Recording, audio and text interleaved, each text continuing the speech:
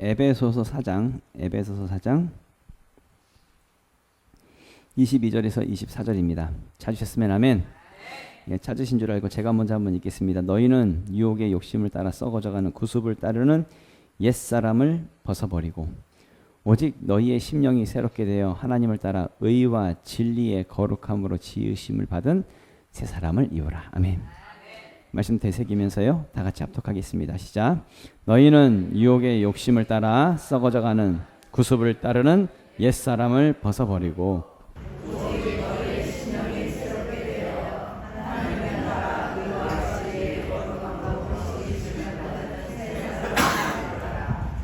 아멘. 예, 새 사람이 가져야 할 믿음. 예, 새로운 사람, 새 사람이 가져야 할 믿음이라는 제목으로 하나님 말씀 증거하도록 하겠습니다. 오늘도 옆에 분들하고 축복하면서 서로 옆에 분들하고 인사하겠습니다. 당신은 복의 사람입니다. 예, 당신은 복의 사람입니다. 다른 분하고 이제 우리 당신을 통해 생명이 살아날 것입니다. 당신을 통해 생명이 살아날 것입니다. 아멘. 우리 하이파이브 한번 해볼까요? 아싸 잘 되고 있습니다. 아싸 잘 되고 있습니다. 또 다른 분하고 아싸 잘 되고 있습니다. 또 다른 분하고 아싸 잘 되고 있습니다. 예, 잘 되고 있습니다. 예.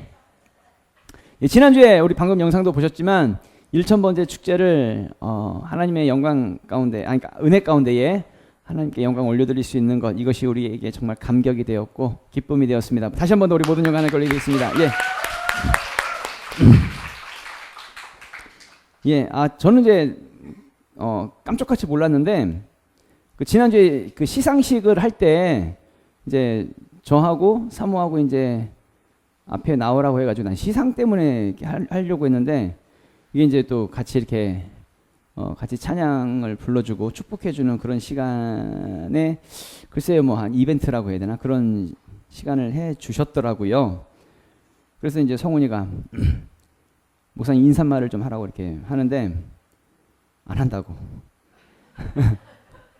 아니 왜냐면 한마디만 하면 이렇게 확 쏟아질 것 같아가지고 울컥해가지고 옆에서 집사람은 막 이렇게 울고 있고, 예, 울컥해가지고. 근데 이제 나 몰랐는데 영상 보니까 우리 성훈이도 울컥한 것 같더라고요. 성훈이도 울컥하고 또 옆에서 이렇게 딱 보는데 몇 분이 눈시울이 적셔 있고 울컥울컥 하신 분들이 몇 분 계셔가지고 그래서 하여튼 너무 감사했고 정말 너무 은혜스러운 시간이었습니다.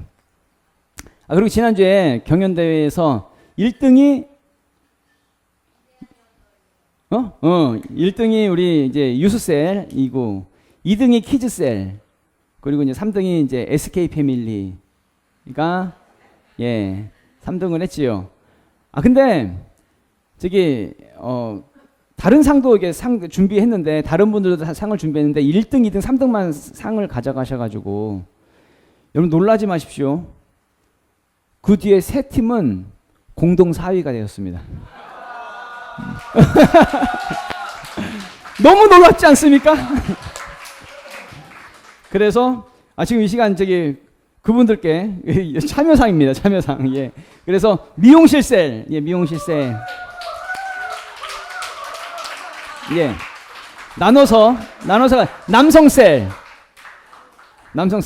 예. 나눠서 가져가시면 되겠습니다. 자, 그리고 우리 청년셀. 자, 예, 수고하셨습니다. 예, 모든 영광 하나님께 올려드리겠습니다. 예, 같이 참여하고 모든 게 받아서 기쁘고 안 받아서 슬프고 이런 게 아니잖아요. 예, 모든 것이 다 하나님께 영광이고 우리 모두에게 기쁨이 된 줄로 믿습니다.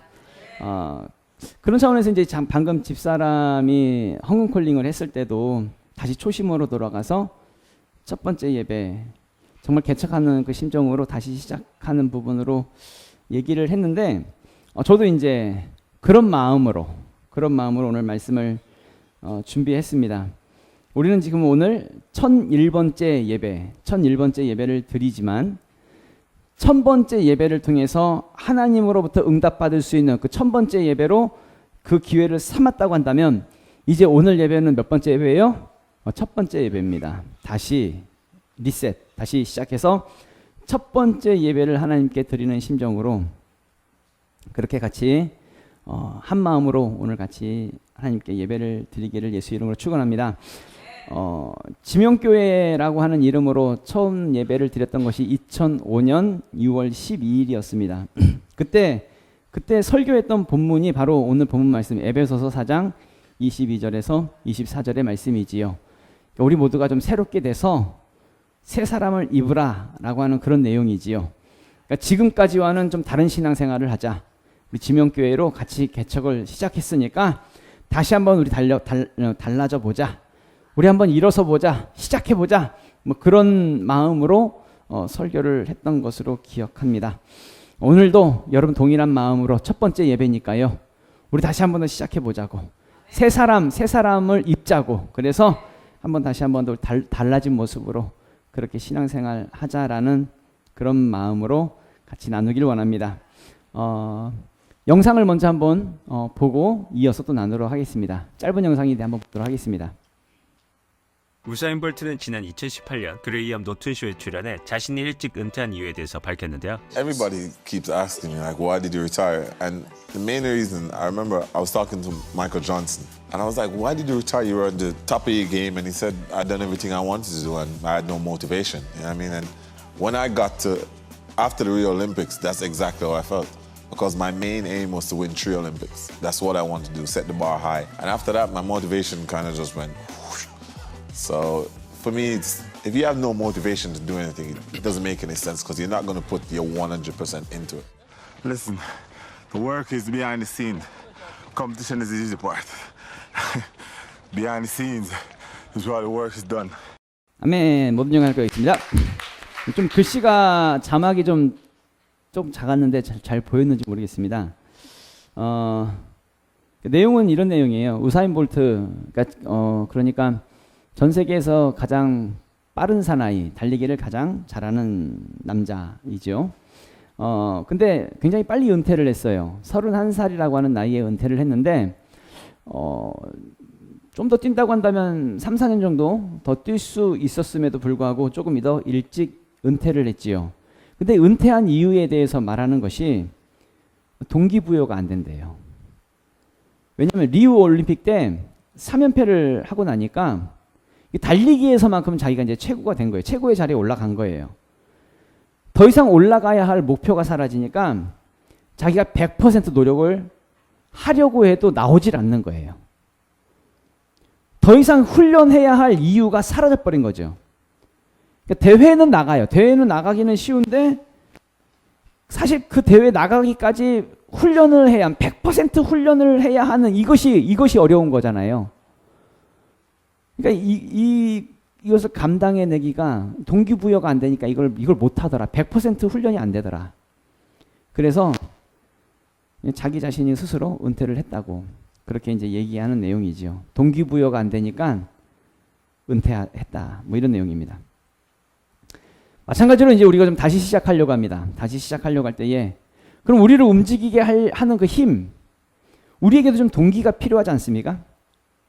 우리 교회는 좀 다시 시작하려고 하고 우리가 좀 첫 번째 예배를 통해서 이 신앙생활을 다시 시작하려고 할 때에 동기가 필요합니다. 동기가.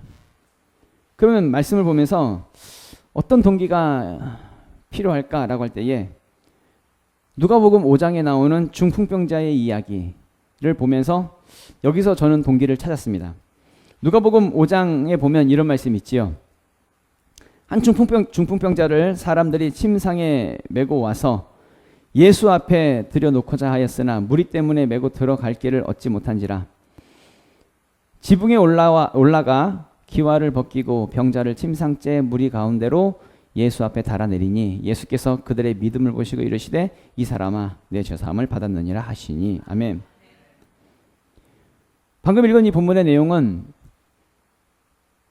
중풍병자, 침대에서 누워있는 중풍병자를 그 친구들이 4명의 친구들이 이 중풍병자를 침상체에 메고 와가지고 예수님 앞에 왔는데 사람들이 많아가지고 들어갈 수가 없는 거예요. 그 집에 들어갈 수가 없는 거예요. 그래서 지붕을 지붕까지 올라가서 지붕을 뜯고 그 침상을 달아내려서 예수님 앞에 그 중풍병자를 데리고 갔더니 이 중풍병자가 고침을 받았다라고 하는 그런 내용이지요.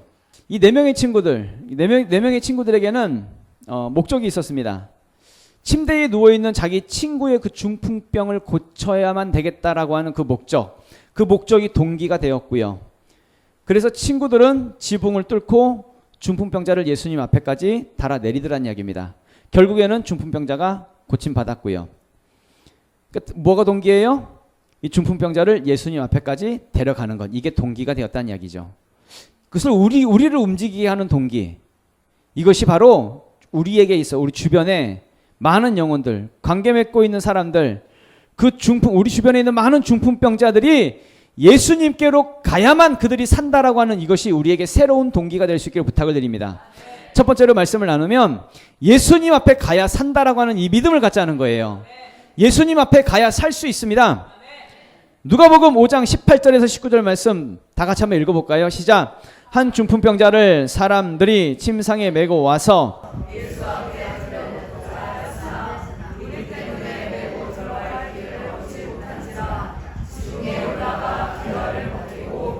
병자를 침상채 무리 가운데로 예수 앞에 달아내리니 아멘.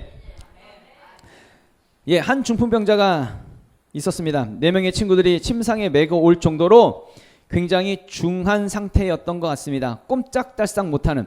그러니까 중풍병이 이제 뇌졸중이잖아요. 그러니까 한쪽만 뇌졸중이 오면 한쪽은 쓰기 때문에 이게 좀 불편하긴 하더라도 걸어 다니시는 분들도 가끔 계시는데, 근데 아마도 침상에 누워서 꼼짝 못하는 그런 상황이었다고 한다면 아무것도 할 수 없는 그런 상태였던 것 같습니다.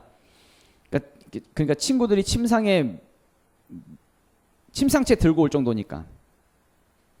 다시 말하면 돈을 벌고 싶어도 일을 할 수 없고 아무런 사회생활을 할 수도 없고 누구를 만나고 싶어도 만날 수 없는 그런 상태. 그러니까 침대에 누워만 있어야 하는 그런 상태. 그러니까 대소변도 자기 힘으로 해결할 수가 없었을 테죠. 그런 상태였을 것입니다. 그러니까 자기 힘으로는 아무것도 할 수 없는 그런 상태. 만약에 말입니다, 내 힘으로 할 수 없는 그런 상태에 있다고 한다면 누구 앞에 와야 될까요? 예수님 앞으로 와야지요. 예수님 앞으로 와야 사는 것입니다. 정말 우리 주변에 내 힘으로 아무것도 할 수 없는 상황, 그야말로 무력한 상태에 있는 그런 사람들 우리 주변에 있다고 한다면, 혹 나조차도 그렇다고 한다면 그것을 내 힘으로 버티면서 살아내려고 하는 것이 아니라 빨리 예수님 앞에 가야 살아날 수 있다는 것이지요. 히스기야 왕이 있었습니다. 성경에 열왕기 하사에 보면은 히스기야 왕이 있는데 유다의 왕이지요. 25살에 왕이 되었고 39살에 죽을 병에 걸립니다. 죽을 병이 걸려서 곧 죽게 생겼는데 엎침대 덮친 격으로 이 유다 나라의 아수르 왕 사네립이라고 하는 왕이 엄청난 대군을 이끌고 이 예루살렘 유다 나라를 쳐들어옵니다. 히스기야는 정말 자기가 죽을 병에 걸린 것, 병에 걸려서 죽어야만 하는 그 상황 속에 있는 것도 감당할 수가 없는데, 정말 감당하기가 힘든데 아수르라고 하는 나라가 자기 나라를 쳐들어온 거예요. 유다 나라를 쳐들어온 거예요. 이 엄청난 대군을 막아낼 수가 없는 것입니다. 내 힘으로 아무것도 할 수 없는 그 순간 히스기야는 하나님 앞으로 갑니다. 그리고 하나님 앞에 기도해서 결국 응답을 받지요. 그래서 자신의 생명을 15년을 더 연장시키고 하나님 앞에 기도했더니 하나님께서 여호와의 사자를 보내셔서 아수르의 군대를 전멸시키더란 이야기입니다. 열왕기하 19장 35절 말씀 보면 이 밤에 여호와의 사자가 나와서 아수르 진영에서 군사 18만 5천 명을 친지라 아침에 일찍이 일어나 보니 다 송장이 되었더라. 아멘. 내 힘으로 도저히 어떻게 할 수 없을 때, 그럼에도 불구하고 여전히 버티면서 아등바등 내가 살고 그렇게 살아야 내가 괜찮을 것이라고 그렇게 버티지 말고 내가 하나님 앞에 나오면 살아나게 되는 것입니다.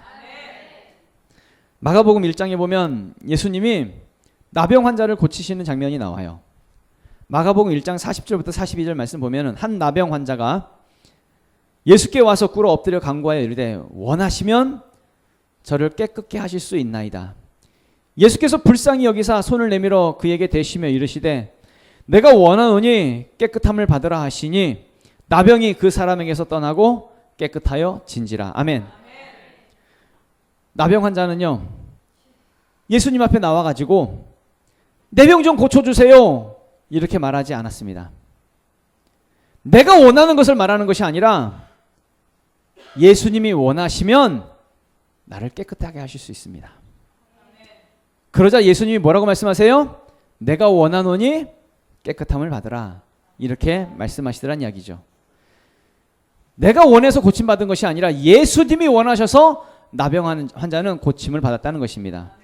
그렇다는 얘기는 무슨 얘기예요? 나병 환자는 이 병을 고치는 그 능력은 나에게 있는 것이 아니야. 내가 원해서 되는 것이 아니야. 누구에게 주도권이 있어요? 예수님에게 있다고. 모든 주도권은 예수님에게 있습니다. 나는 주도권이 없습니다. 내가 할 수 없습니다. 전적으로 예수님이 하셔야 합니다. 내 뜻대로 해주세요가 아니라 예수님이 원하시면 해주세요. 이것을 예수님 앞에 고백했다는 이야기죠. 예수님이 고쳐주시면 고침받는 것이고 아니면 안 되는 것이고, 예수님이 살려주시면 살아나는 것이고 아니면 안 되는 것이고. 무슨 얘기예요? 오로지 그 예수님의 뜻에 다 맡겼다는 이야기죠. 나병 환자는 예수님에게 모든 주도권, 모든 주재권이 있다라는 것을 인정하고 믿었다는 이야기입니다. 그렇게 예수님 앞에 나와야 됩니다. 우리도 그렇게 예수님 앞에 나와야 합니다. 빌립보서 4장 13절 보면은 내게 능력 주시는 자 안에서 내가 모든 것을 할 수 있느니라 이렇게 말씀하고 있지요.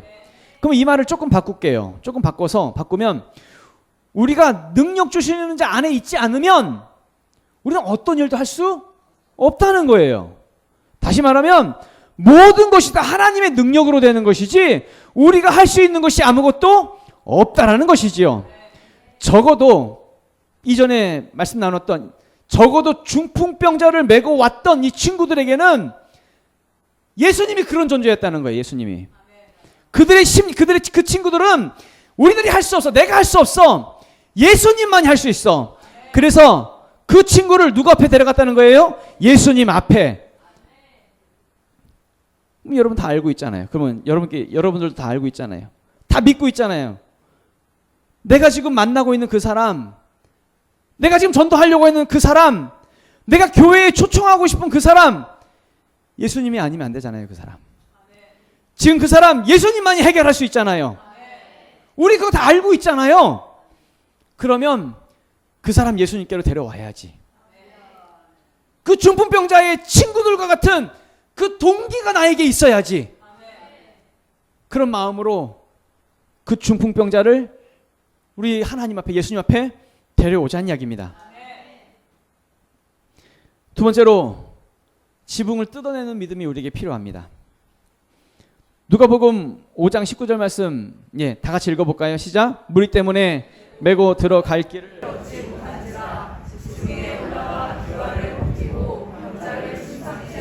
이 가운데로 예수 앞에 달아내리니. 아멘. 이 네 명의 친구들이 중풍병자가 누워있는 그 침상채 메고 왔어요. 메고 왔는데 예수님 앞에 가려고 하니까 사람들이 너무 많아가지고 그냥 무리 때문에 메고 들어갈 길을 얻지를 못해요. 들어가고 싶어도 그 집에 들어갈 수가 없는 거예요. 사람들이 너무 많아가지고. 예수님 앞으로 가겠다라고 생각하면 좀 예수님 앞에까지 가는 길이 좀 쉬웠으면 좋겠는데, 예수님 앞에까지 가는 길도 좀 탄탄대로로 좀 열어졌으면 좋겠는데, 예수님 앞에 가는 길 거기까지도 방해하는 것들이 많고 막고 있는 것들이 많고 장애물들이 많더라는 이야기입니다. 실제로 우리가 그런 것들을 많이 경험하잖아요. 실제로 누군가를 하나님 앞에, 예수님 앞에 데리고 오고자 할 때에 누군가 어떤 사람에 의해서 막히고 상황과 환경에 의해서 막히고 어떤 문제와 일들에 의해서 막히는 것들이 있더란 이야기입니다. 그럼 우리는 어떻게 해야 될까요? 포기해야 할까요? 그냥 돌아서야 할까요? 만약에 말입니다. 만약에 이 4명의 친구들이 아유 사람이 너무 많다고 예수님 앞에 가고 싶은데 우리가 안 가려고 한 게 아니잖아. 그러니까 아유 너무 사람이 너무 많으니까 이쯤에서 좀 포기할까? 포기하자고. 이 정도 했으면 그래도 침상까지 여기까지 데리고 왔으면 할 만큼 했다고. 만약에 그렇게 포기했다고 한다면 중풍병자는 절대 일어나지 못했을 것입니다. 예수님께로 가는 길에 뭔가 방해되는 것이 있다고 한다면 우리는 새로운 길을 봐야 합니다. 어디를 봐야 돼요? 지붕을 봐야 돼요. 지붕에 올라가야 돼요. 그리고 지붕을 뜯어야 돼요. 삭개오도 그랬잖아요. 삭개오도 예수님 앞으로 가고 싶은데 예수님 보고 싶은데 사람들이 막고 있었어요. 근데 자기는 키가 너무 작아요. 그래서 새로운 길을 봅니다. 어디를 봐요? 그렇죠. 뽕나무, 돌 무화과 나무. 뽕나무 위에 올라가죠. 새로운 길을 봐야 된다는 이야기입니다. 그래서 4명의 친구들은 지붕 위에 올라가가지고 기와를 벗기고 구멍을 내기 시작합니다. 지붕을 뜯어내기 시작해요. 우리 같은 요즘 그 콘크리트로 된 그런 건물이 아니니까요.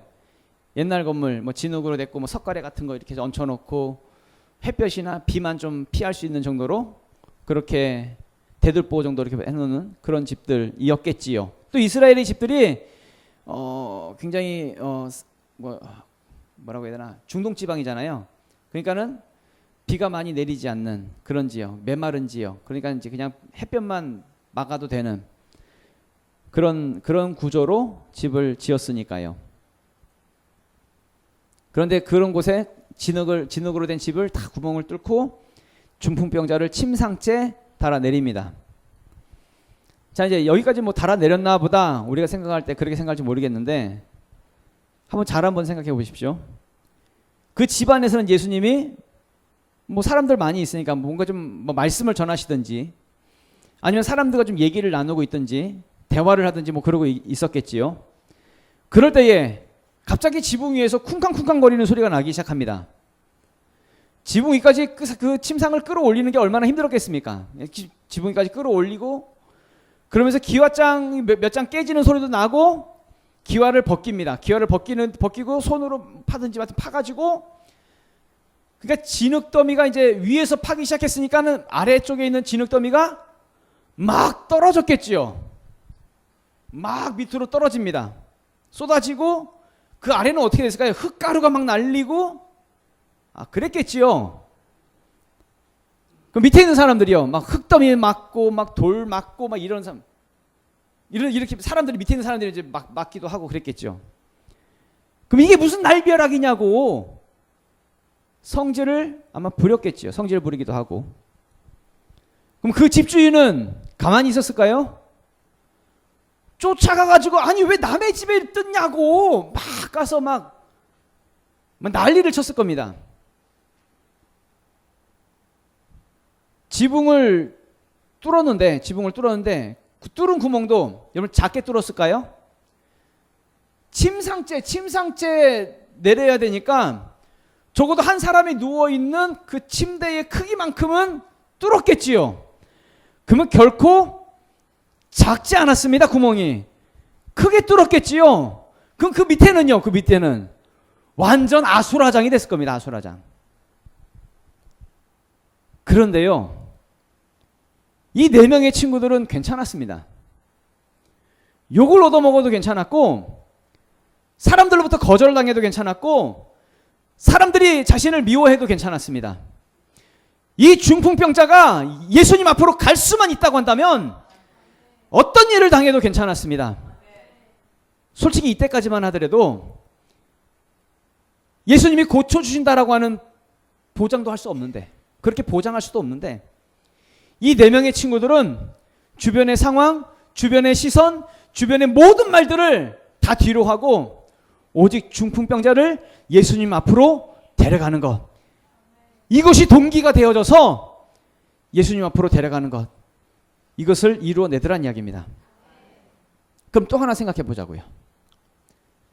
자, 지붕을 뜯어냈습니다. 그리고 예수님 앞에 달아내렸고요. 그러면 이 지붕 수리해 줘야 되잖아요. 남의 집 다 부셔놨는데, 지붕 뜯어놨는데, 그럼 누가 수리해 줬을까요? 예수님이 수리해 줬을까요? 짠 하고 사람 시켜서 누가 수리해 줬을까요? 그 집을. 떨어지는 흙더미가 있습니다. 떨어지는 흙더미에 뭐 돌도 떨어졌을 거고 나무 막 이런 것도 떨어졌겠죠. 그럼 그 돌 같은 거 맞아가지고 피 흘린 사람도, 물론 성경에 나오는 얘기는 아니에요. 있을 수도 있었겠죠. 그럼 그 사람 보상해 줘야 되잖아요. 아니면 가서 사과를 하든지, 미안하다고 사과를 하든지. 누가 보상해 줬을까요? 물론 성경에는 나와 있는 부분은 아닙니다. 보상에 대한 부분은 언급되어 있지 않으니까요. 알 수는 없지만 적어도 지붕을 뜯었던 그 4명의 친구들이 지붕을 수리하고 필요한 경비가 있다고 한다면 자신들이 다 부담하지 않았었을까요? 왜냐하면 그 중풍병자를 예수님 앞으로 가게 하기 위한 그 목적과 동기가 있었으니까요. 그렇다고 한다면 이 중풍병자를 예수님 앞에 데려가기 위해서 이 4명의 친구들은 자신의 모든 힘을 들이고, 자신의 모든 시간을 들이고, 자신의 돈을 들이고, 자신의 모든 에너지를 들이고, 중풍병자를 살리기 위해서 자신의 기꺼이 자신의 모든 것들을 대가 지불을 했다는 이야기입니다. 이것이 바로 우리에게 필요하다는 이야기죠. 전도의 길이 막혔을 때, 우리가 전도를 하고자 할 때에 우리가 만나고 있는 그 중풍병자와 같은 그 사람을 예수님 앞으로 데려오고자 할 때에 막히는 길이 있을 수 있어요. 그러면 우리 뭘 봐야 돼요? 지붕을 봐야 돼요. 그리고 지붕에 올라가야 돼요. 지붕에 올라가서 지붕을 뜯어낼 수 있는 이 믿음이 우리에게 필요하다는 이야기입니다. 그런데 사실 우리가 많은 부분 속에서 지붕에 올라가려고 하는 것을 꺼리기도 합니다. 또 지붕에 올라갔다 할지라도 지붕을 뜯는 것을 우리는 때로는 꺼려하기도 합니다. 피하기도 합니다. 왜요? 내가 손해볼 수 있거든요. 내가 나중에 그 지붕을 보상해줘야 하니까요. 내가 나중에 상처받을 수 있으니까요. 지붕을 뚫고 예수님 앞에 달아내리는 이 수고를 더 이상 하려고 하지 않습니다. 왜요? 대가 지불을 하려고 하지 않습니다. 왜요? 내가 많이 손해볼 수 있을 것 같으니까. 내가 상처받을 것 같으니까. 이 정도면 할 만큼 했다고. 이쯤에서 그냥 이 정도면 됐다고. 이 정도면 놔줘도 된다고. 자기 스스로가 합리화하면서 쉽게 포기하는 경우들이 우리에게 있다는 이야기죠. 부탁의 말씀을 드리기는 오늘 본문의 말씀이죠. 오직 너희의 심령이 새롭게 되어 하나님을 따라 의와 진리의 거룩함으로 지으심을 받은 새 사람을 입으라. 아멘. 새 사람을 입으라고요. 다시 한 번 더 달라져 보자는 이야기입니다. 새롭게 우리가 1001번째 예배, 그러니까 다시 말하면 첫 번째 예배를 우리가 드리고 있는데 이 첫 번째 예배에서 새 사람이 한번 되어보자는 이야기죠. 세상 속에서는 아무것도 할 수 없는 그 중풍병자, 그것도 중풍병자와 같은 그런 사람들을 예수님께로 데려갈 때에 우리가 그것에 대해서 쉽게 포기하려고 하지 말고, 쉽게 놔주지 말고 지붕까지 뚫고 예수님 앞에 달아내릴 수 있는 이 믿음을 한번 보이자는 이야기입니다. 마지막 세 번째로 생명을 살리는 믿음입니다. 생명을 살리는 믿음.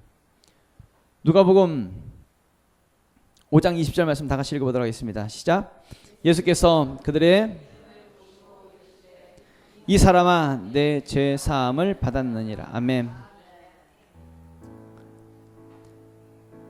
4명의 친구들이 지붕을 뚫고 예수님 앞으로 중풍병자를 그 침상을 달아내려요. 그럴 때 예수님이 말씀하십니다. 그들의 믿음을 보시고, 그죠? 오늘 방금 읽은 이 말씀, 그들의 믿음을 보시고. 누구의 믿음을 봤다는 거예요? 그 친구들의 믿음. 그 친구들의 믿음을 보시고 중풍병자의 병을 고쳐주셨다는 이야기. 다른 것 때문에 중풍병자를 고치신 게 아니에요. 그 친구들의 믿음을 보시고 중풍병자를 고치셨다는 이야기입니다. 그렇다고 한다면 적어도 이 4명의 친구들에게 있어서 예수님은 그 믿음을 인정하셨다는 거예요. 바로 이겁니다. 다른 것이 아니라 예수님이 인정하시는 믿음이면 되는 거예요. 예수님이 인정하시는 믿음. 이것을 한번 우리에게 적용해 본다고 한다면, 우리가 한 생명을 예수님께로 인도하기 위해서 우리는 무던히도 만나고 애쓰고 대가 지불을 해서 예수님 앞에 인도했을 때에 그 사람이 구원받고, 방금 예수님께서 말씀하신 것처럼 이 사람아 내 죄 사함을 받았느니라, 그 사람이 예수를 믿고 구원받고 죄 사함을 받게 된다고 한다면, 그것이 바로 예수님이 우리를 향해서 예수님이 인정하시는 믿음이 될 수 있다는 것이죠. 내가 교회를 다니고 내가 하나님을 믿으니까 나는 믿어. 나는 하나님 믿으니까 믿어. 나 교회 다니니까 나는 하나님 믿어. 난 믿는 거야. 관념적으로 하나님 믿고 있으면서 나는 믿어. 내가 믿으니까 믿음이지. 내가 인정하는 믿음 말고, 내가 인정하는 믿음은 아무 쓸데도 없는 믿음이니까, 내가 인정하는 믿음은 나중에 결과적인 부분에 있어서 아무런 소용이 없는 것이니까. 누가 인정해야 돼요? 예수님이 인정하셔야지. 예수님이 한 생명을 예수님 앞으로 데려오기까지 무던히도 수고하고 무던히도 애쓰고 기꺼이 대가집을 하면서 예수님 앞에 데려오는 것, 이것이 바로 예수님이 인정하시는 믿음이란 이야기죠. 우리가 먼저 예수님을 믿는다고 한다면 다른 것 때문에 믿는 게 아니에요. 내가 예수님 믿잖아요. 우리 다 예수님 믿잖아요. 그럼 다른 것 때문에 믿는 게 아니라고요. 세상에 있는 중풍병자와 같은 그 사람들을, 자기 힘으로는 아무것도 할 수 없는 그 사람들, 침상에 누워서 어떤 일도 할 수 없는 무력한 그 사람들을 예수님 앞에 데려오라고, 예수님께로 인도하라고. 이것이 바로 예수님이 인정하시는 믿음이란 이야기입니다. 침상을 데려올 때에 방해되는 것, 장애물이 있다 할지라도 지붕을 뜯고 침상을 달아내리는 그 일을 하라고, 우리를 그렇게 부르셨다는 이야기죠. 바로 이렇게 이것을 위해서 새 사람을 입자는 거예요. 다른 무엇 때문에 진짜 무엇 때문에 예수를 믿는지 정확한 동기를 가지고 우리 한번 믿어보자는 이야기입니다. 세상 사람들은 맛집을 좋아해요. 맛집 찾아다니면서 맛있는 것을 먹죠. 그러니까 자기 입 즐거운 거, 입 즐겁게 하는 거, 맛있는 거, 이거 즐기는 거, 이게 동기가 돼가지고 자기 배불리면서 그게 맛집 찾아다녀요. 그것에 만족하려고 합니다. 어떤 사람들은 이제 명품 옷이나 명품 가방 이런 거 들고 다니면서 의시되고 자랑하고 그런 것에 또 만족하려고 하고요.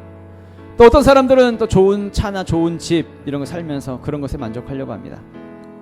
그런데요, 실제로 그런 것들이 여러분 만족이 되던가요? 정말 그런 것을 경험하면서 정말 행복하신가요? 그러니까 맛집에 가면 좋아요, 맛있어요, 맛있는데 밥 먹고 나면 그렇게 행복하시던가요? 그렇게 좋던가요? 그 행복이 지금도 여전히 그렇게 행복하신가요? 명품 옷과 명품 가방이 그렇게 여러분에게 행복을 주던가요? 여전히 그것을 입고 걸치고 있으면 행복해 이러십니까? 아니잖아요. 좋은 집 좋은 차 그렇게 행복하시던가요? 여전히 지금도 그렇게 행복을 주고 있나요? 아니잖아요. 물론 잠시 잠깐 기분은 좋게 하고 잠시 잠깐 찰나적인 것은 느낄 수 있을지 몰라도 그것이 계속 우리에게 행복을 주는 것은 아니잖아요. 다시 말하면 세상에 어떤 것도 우리를 행복하게 하는 것이 없고 우리를 살릴 수 있는 것이 없고 우리에게 의미가 되는 것이 없다는 이야기죠. 진짜 우리에게 의미가 되는 것은 뭐예요? 중풍병자와 같은 그 한 생명을 하나님께로 인도하는 것, 이게 진짜 의미가 있는 것이고 이것이 진짜 하나님 안에서 진짜 행복과 만족을 경험하게 되어지는 그 믿음의 모습이 되기를 예수 이름으로 축원합니다. 다 같이 일어나서 우리 기도하도록 하겠습니다.